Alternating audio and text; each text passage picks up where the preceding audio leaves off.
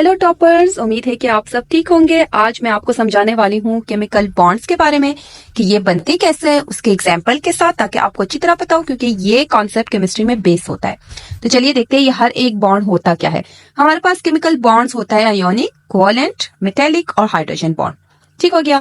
सो ionic bond क्या होते हैं? देखिए, जैसे मैंने आपके लिए ये एग्जाम्पल भी लिखी है कि ionic bond lose and gain electrons, lose and gain electrons. ठीक है, इसमें क्या होता है कि एक लेता है, एक देता है। ठीक हो गया। अगर मैं इसको रिलेशन के साथ भी आपके लिए एग्जांपल दे दूं तो इसका रिलेशन में कैसे एग्जांपल हो सकता है? जैसे मैं ऐसे बता सकती हूँ कि कोई अपने साथ जो एक दूसरे के साथ खाना जो है वो शेयर कर रहा है, बट एक ज्यादा खाता है और एक कुछ भी नहीं खाता। तो इसको हम कहते हैं कैसे? फॉर एग्जाम्पल, अगर मेरे पास सोडियम है, ठीक है, उसके लास्ट लेयर में, क्योंकि ये ग्रुप 1 में है, तो सिर्फ एक ही इलेक्ट्रॉन होगा। और मेरे पास क्लोरीन है, क्लोरीन में कितने होंगे? क्लोरीन में हमेशा, क्योंकि ये ग्रुप 7 है, हॉलोजेंस है, हमेशा उसके लास्ट में 7 इलेक्ट्रॉन्स होते हैं। ठीक है, सो ये हो गए 7 इलेक्ट्रॉन। अब इधर क्या होता है? सोडियम के पास एक है, उसके पिछले वाले में कितने होते हैं? 8 होते हैं। ऑलरेडी इधर मैं 8 इलेक्ट्रॉन्स पुट कर लूंगी। तो वो ये जो एक है ना, उसके पास इसको चाहता ही नहीं है। क्यों? क्योंकि वो स्टेबल होना चाहता है। स्टेबल होने के लिए उसके जो बैलेंस शेल है उसमें 8 होने चाहिए। तो ये क्या करेगा? इसको इस एक की जरूरत है ही नहीं, तो ये इस क्लोरीन को एक दे देगा। तो क्लोरीन के पास भी 8 हो गए और अब इसके पास भी 8 हो जाते हैं। तो फिर इसने एक क्या किया है? लूज किया है, तो उसका पॉजिटिव चार्ज बन जाएगा। इस क्लोरीन ने गेन किया, उसका नेगेटिव चार्ज बन जाएगा। आप लोगों को पता है पॉजिटिव नेगेटिव के बीच हमेशा अट्रैक्शन होती है। सो ये बन जाएगा आप लोगों का आयोनिक बॉन्ड। तो आयोनिक बॉन्ड में जरूरी होता है कि एक लूज करे और एक हमेशा गेन करता है। ओके, एक और एग्जांपल दे रही हूँ आयोनिक बॉन्ड के लिए, ताकि आप लोगों को अच्छी तरह समझ आ जाए। जैसे मैग्नीशियम हमारे पास है, ये ग्रुप 2 में है, तो उसके वैलेंस शेल में सिर्फ 2 इलेक्ट्रॉन्स होंगे। ठीक हो गया। अब मैं एग्जांपल लेती हूँ, जैसे ऑक्सीजन, ऑक्सीजन ग्रुप 6 में है, तो उसके लास्ट में कितने होंगे? 6 इलेक्ट्रॉन्स होंगे। तो अब ऑक्सीजन को 8 होने के लिए कितनी जरूरत है? सिर्फ 2 जरूरत है।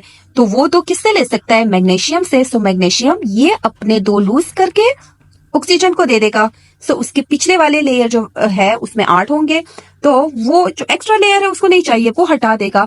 सो मैग्नीशियम ने 2 लूज किए हैं, सो उसका चार्ज हो जाएगा 2 पॉजिटिव, और ऑक्सीजन ने 2 गेन किए हैं, सो उसका हो जाएगा 2 नेगेटिव। सो मैग्नीशियम और देन ऑक्साइड बन जाएगा। ठीक है, और 2 पॉजिटिव 2 नेगेटिव एक साथ कैंसिल हो जाएंगे। सो ये देखिए, ये भी आयोनिक बॉन्ड बनता है। ठीक हो गया। सो इसको हम कहते हैं आयोनिक बॉन्ड। इसका बनाना बहुत ही इजी होता है। हमेशा याद रखना कि ग्रुप 1 2 3 तक हमेशा इलेक्ट्रॉन्स लूज होते हैं, क्योंकि उसके लास्ट लेयर में बस 2 3 4 ही होते हैं और नहीं। बट उसके बाद जितने भी हों वो गेन करना शुरू कर लेते हैं। और याद रखना कि आयोनिक बॉन्ड जो होता है वो हमेशा सॉलिड स्टेट बनाता है। ठीक है, जैसे आप देखिए सॉल्ट, सॉल्ट क्या होता है? सॉल्ट जो होता है वो सॉलिड होता है, और आयोनिक बॉन्ड सबसे स्ट्रॉन्गेस्ट होता है, और उसको हमने ब्रेक करने के लिए बहुत ज्यादा एनर्जी चाहिए। ठीक है, सो ये हो जाएगा आपके पास आयोनिक बॉन्ड, और बहुत ही इजी है। तो मैं आयोनिक बॉन्ड के लिए अगर कोई डेफिनेशन देना चाहूँ, involve the transfer of electrons from a metal to a non metal. ठीक है, तो इसमें एक जरूरी है कि मेटल हो, दूसरा होगा नॉन मेटल, क्योंकि आपको पता है मेटल हमेशा पॉजिटिव चार्ज में होते हैं और वो लूज करते हैं, और नॉन मेटल ज्यादातर जो गैस होते हैं वो नेगेटिव चार्ज में होते हैं, वो गेन करते हैं। सो इस वजह से हमेशा ये इन दोनों में ही बनेगी आयोनिक बॉन्ड। ठीक हो गया। सो अब जाएंगे, देखेंगे कि कोवेलेंट बॉन्ड कैसा होता है। कोवेलेंट बॉन्ड में क्या होता है कि इलेक्ट्रॉन्स जो होते हैं हमेशा दोनों ही नॉन मेटल्स एटम्स होंगे। ठीक है, तो मतलब एक कोवेलेंट बॉन्ड में ज्यादातर या दोनों गैस स्टेट में होंगे या दोनों लिक्विड स्टेट में। इस तरह के बॉन्ड जो बनते हैं वो कोवेलेंट बॉन्ड बनाते हैं। कोवेलेंट बॉन्ड को अगर मैं रिलेशनशिप के साथ आपके लिए एग्जांपल दूं, तो कोवेलेंट बॉन्ड में ऐसा है कि दोनों मियां बीवी काम करें। ठीक है, मतलब दोनों ही उसमें इन्वॉल्व होते हैं। सो हमारे पास अगर आइडेंटिकल एटम्स हो तो वो हमेशा इक्वली एक दूसरे के साथ इलेक्ट्रॉन्स को शेयर कर लेंगे। तो कोवेलेंट बॉन्ड में क्या हो गया? इलेक्ट्रॉन्स शेयर होंगे। ठीक हो गया। सो अगर मैं इसकी एक एग्जांपल दूं आपको, जैसे मैं ऑक्सीजन का दे सकती हूँ। ऑक्सीजन, मेरे पास एक ऑक्सीजन इधर है, एक ऑक्सीजन इधर है। आपको पता है ऑक्सीजन के लास्ट में कितने होते हैं? हमेशा 6 ही होते हैं। ठीक हो गया। सो मैं इसको इस तरह बना रहा हूं, ये देखिए 6 इधर है, ठीक है, और 6 इधर है। तो 8 होने के लिए कितने चाहिए इनको? 8 होने के लिए 2 चाहिए, तो वो एक दूसरे के साथ 2 इलेक्ट्रॉन्स शेयर करेंगे। ठीक हो गया। तो मैं जो है एग्जाम्पल इधर अभी इसको कोवेलेंट बॉन्ड जब शेयर करते हैं वो बनाती हूँ।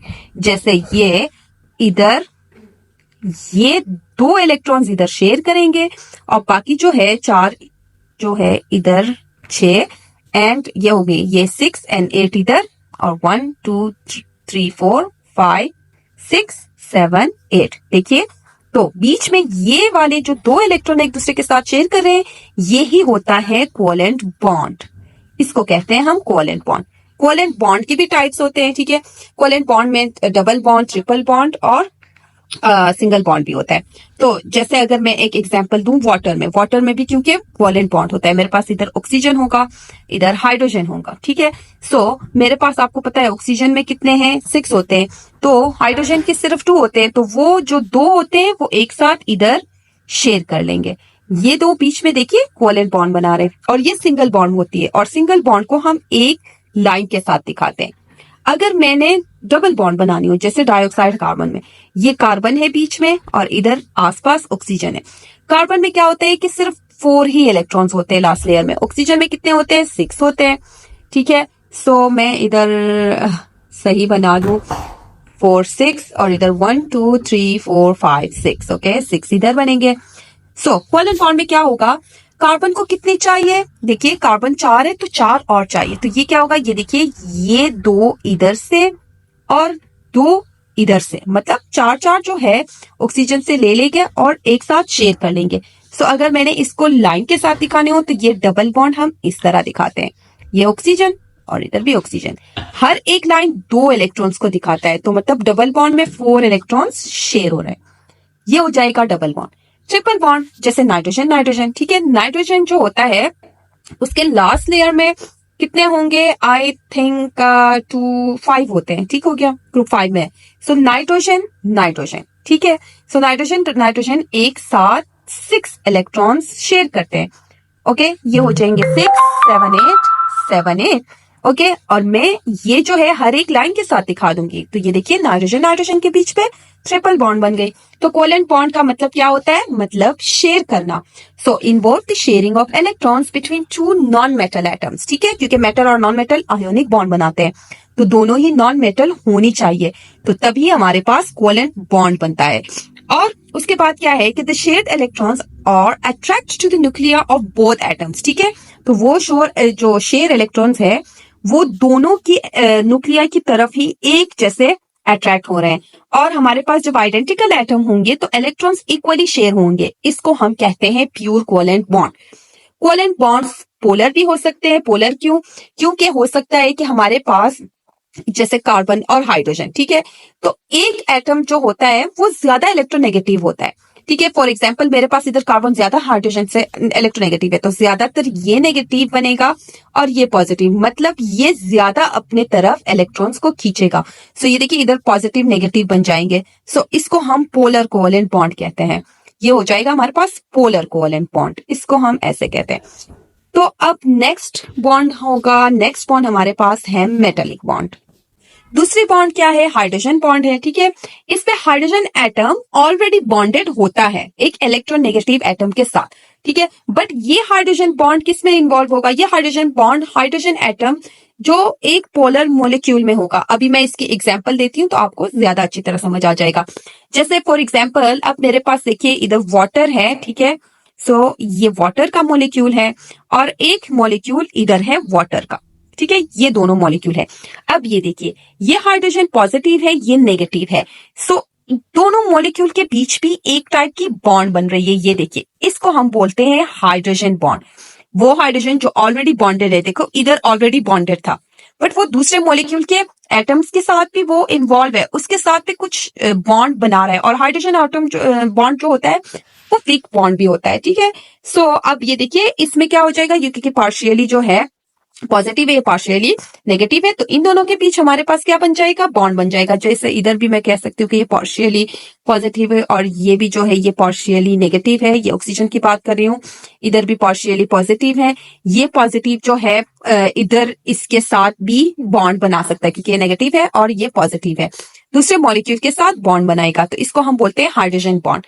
तो देखा बॉन्ड कितनी इजी टॉपिक होती है, और बॉन्ड में बस यही आप लोगों ने बताना है कि किस टाइप की होती है, स्ट्रांग होती है, वीक होती है, और इलेक्ट्रॉन्स कैसे शेयर होते हैं। तो आई होप कि आप लोग को ये कॉन्सेप्ट समझ आ गई होगी, क्योंकि ये केमिस्ट्री में बेस होती है बॉन्ड्स, तो ये आप लोग को बहुत इंपॉर्टेंट है कि आपको आता हो। सो नेक्स्ट लेक्चर के लिए अल्लाह हाफिज।